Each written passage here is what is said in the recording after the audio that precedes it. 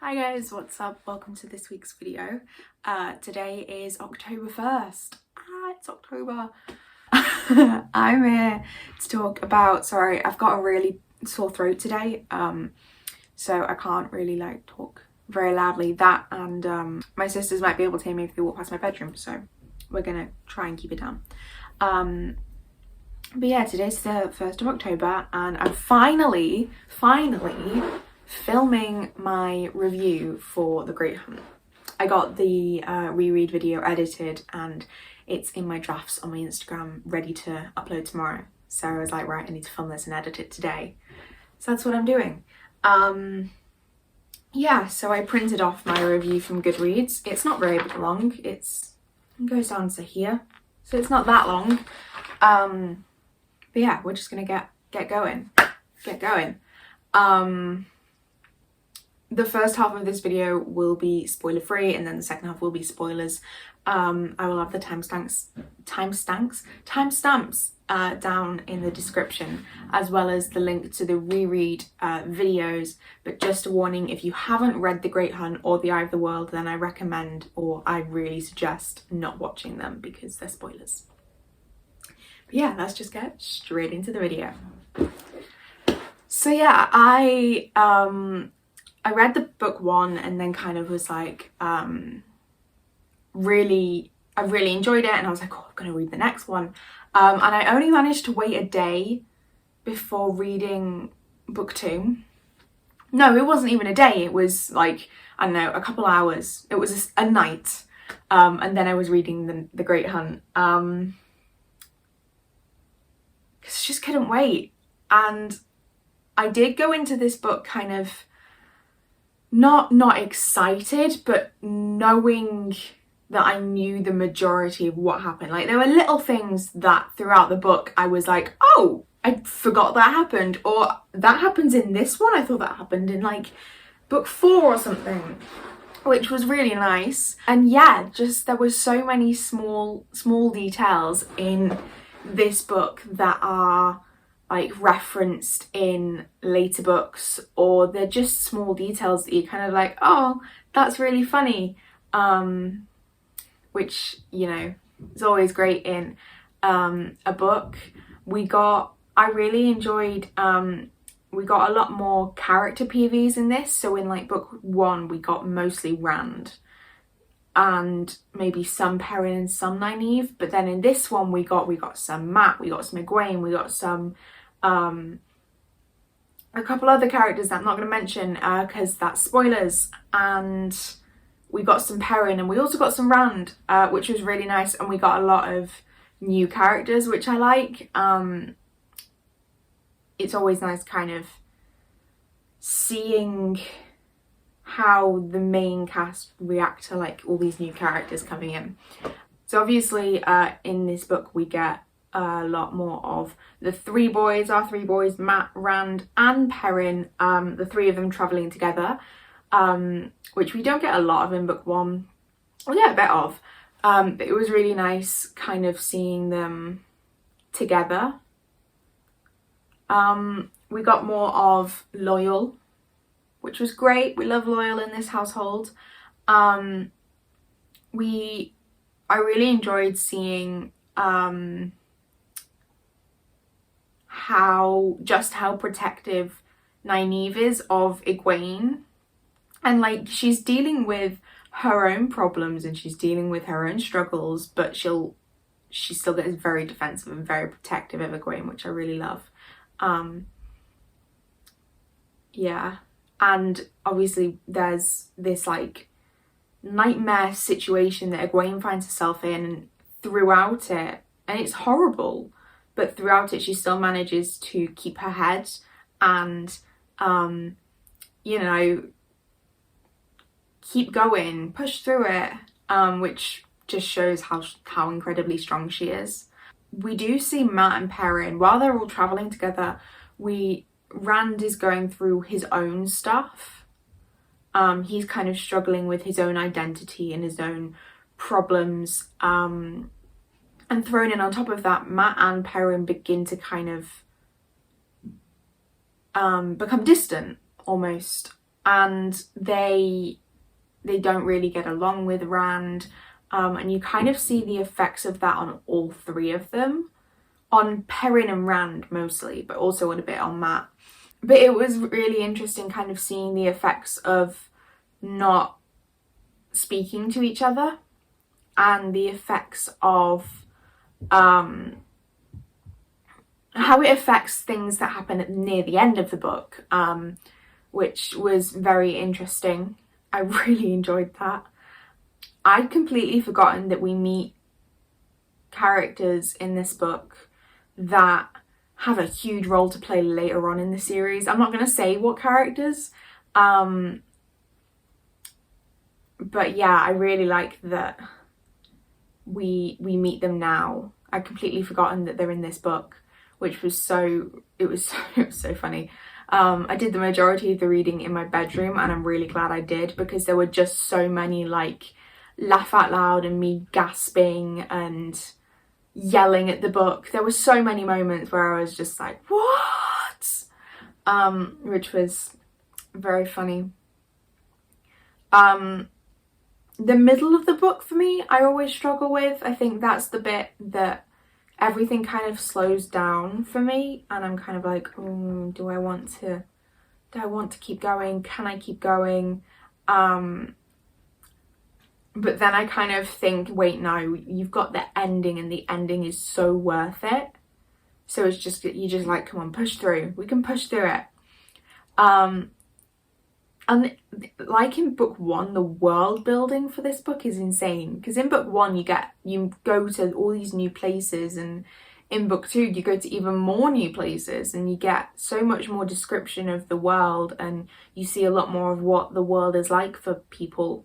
I'm really sorry for the hoovering. It's chores day in my house. But I was like, I need to film this now. So we're just gonna film through that.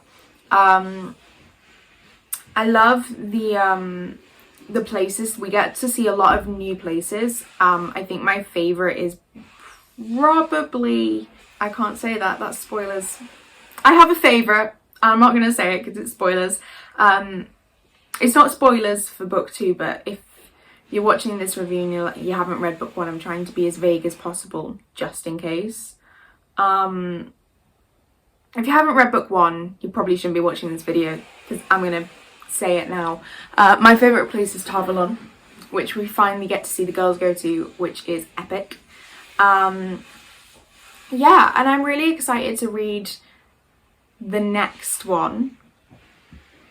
I have attempted to read it. I did read like 3 or 4 chapters, but then found myself just kind of not enjoying it, and I was like, I'm not going to force myself to read it. This is meant to be fun. But I'm hoping that I can start it next week. Probably not next week.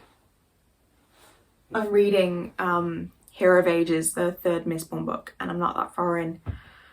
So probably maybe this time next week I will be able to start the Dragon Reborn, which would be great. And yeah, I'm excited to see. That's the book, I think, book 3 and book 4 are the ones that I don't remember much from.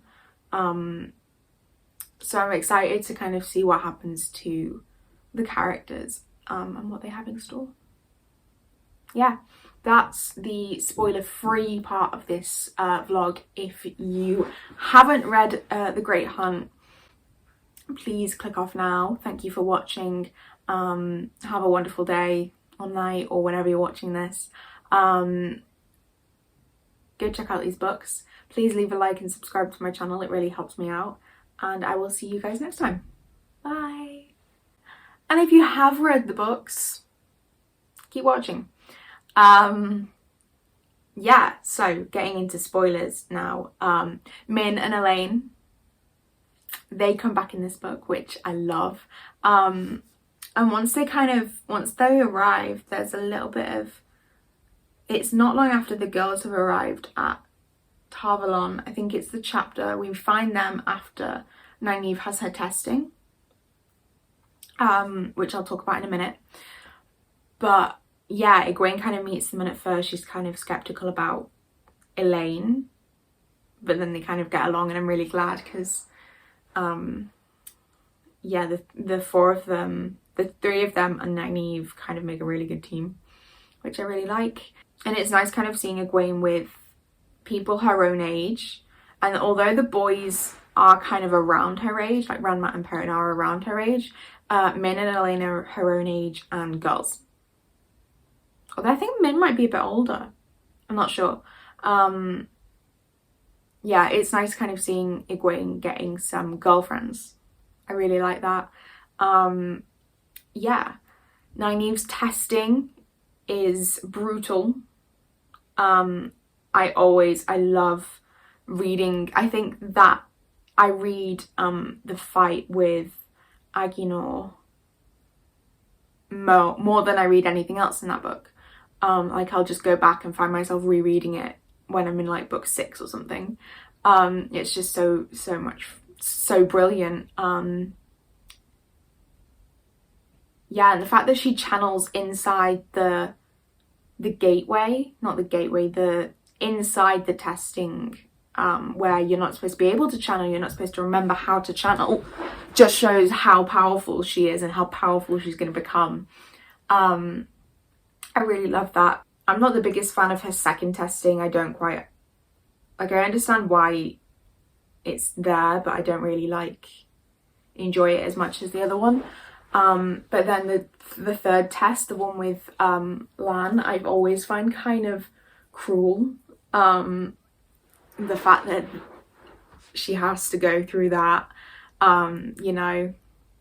And at the beginning of the book, Lan giving Nynaeve her ring, I really like that. Yeah, Rand, the moment in the book when Rand like unfolds the banner and he's given this bundle of fabric and he unfolds it and it's the banner of the dragon, and then Mat and Perrin see, and he now has to tell them, oh, by the way, I'm the Dragon Reborn. I always really really enjoy that. I don't enjoy what comes after it, the whole like them not getting along with him, and I get that they're probably still angry he yelled at them at the beginning of the book, but yeah, they could probably forgive him. I can forgive him. But then after that, obviously they go to sleep, and then Rand, Loyal and Hurin wake up and they're alone in this like strange place where the army's not there, and they then have to go and find a way of getting back to their world, which is really funny. They meet Selene, who we later found out is Lanfear.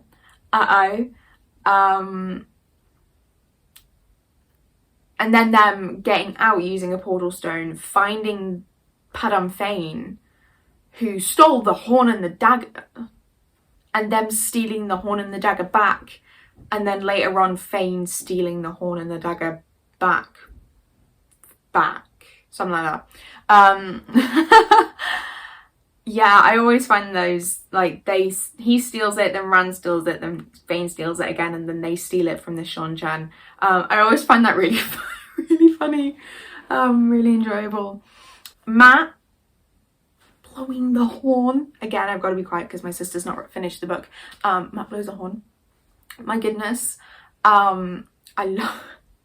You spend the first... I think I said this in my reread, but you spend like the first 2 books kind of hating on Mat, or at least I did, and now he's my favourite male character.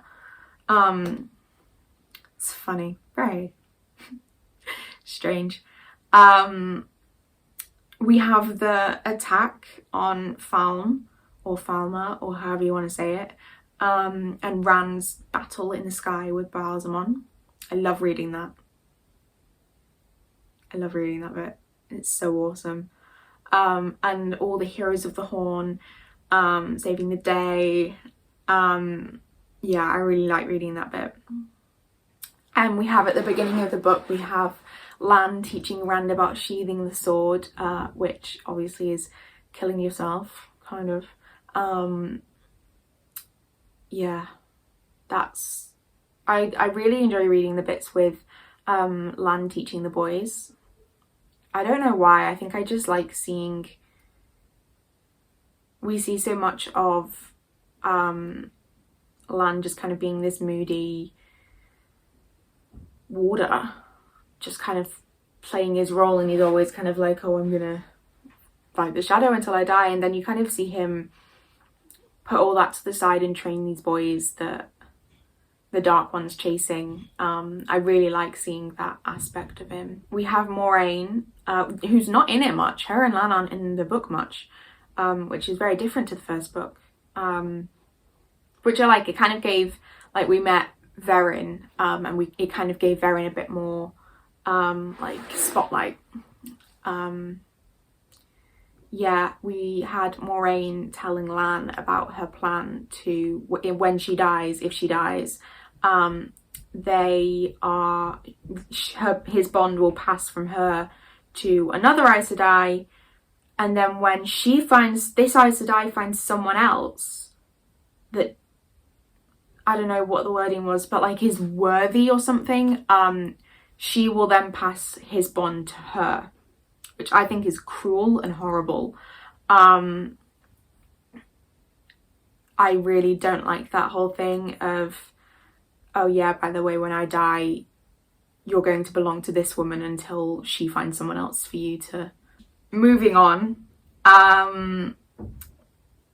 Something else. Oh, we meet the Armelin Seat, or Swan Sanche. We find out that Swan and Moraine are best friends. Which is